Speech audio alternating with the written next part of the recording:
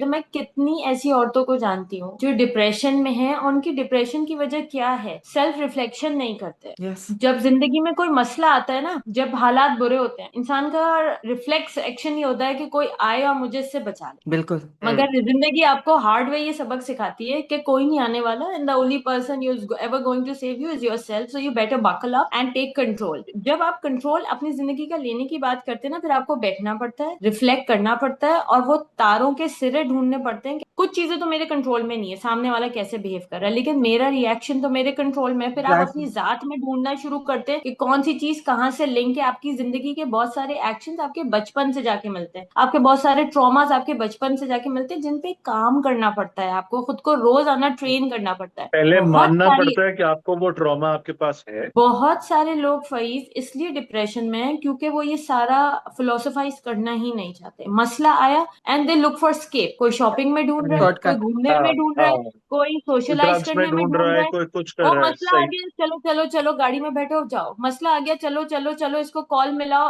Online shopping करो। People do not want to sit down with their self to think about, to correct themselves. और उसके बाद जब आप एक सारी जिंदगी खुद पे काम नहीं करते, और जो इंसान तब्दीली अपने अंदर नहीं पैदा करता, वो अपने लिए भी मुश्किल पैदा करता है, अपने इर्द गिर्द वाले लोगों के लिए भी। चूंकि तब्दील होना वक्तन मुश्किल होता है, बहुत। इवेंचुअली वो आपके लिए आसानी पैदा कर देता है। फिर आप अपने रिश्ते को ब्लेम करते हैं, देखो जमाना बदल गया, देखो लोग बदल गए, अब तो वो वैल्यूज ही नहीं रही। लोग बदल गए पर आप नहीं बदले। लड़कों के कॉन्टेक्स्ट में मैं एक बात ये जरूर कहूंगी, लड़कों को अब थोड़ा सा बैठ के देखना पड़ेगा कि वो क्या वजह है कि सही हो गलत हो, लेकिन जब माँ या बाप कुछ कह रहा होता है, आप रिकग्नाइज कर रहे होते हैं कि ये सही है या गलत है, मगर आप उस पर खड़े नहीं हो पाते हैं, कहीं ना कहीं किसी गिल्ट के साथ आपको बड़ा किया गया है। और यही सिचुएशन जब बेगम आ जाती है, तो बेगम जो है फिर आपको गिल्ट ट्रिप करने लगती है कि भाई मैं आ गई, मैंने घर छोड़ा। अब ये सब एक्सटर्नल फैक्टर्स हैं।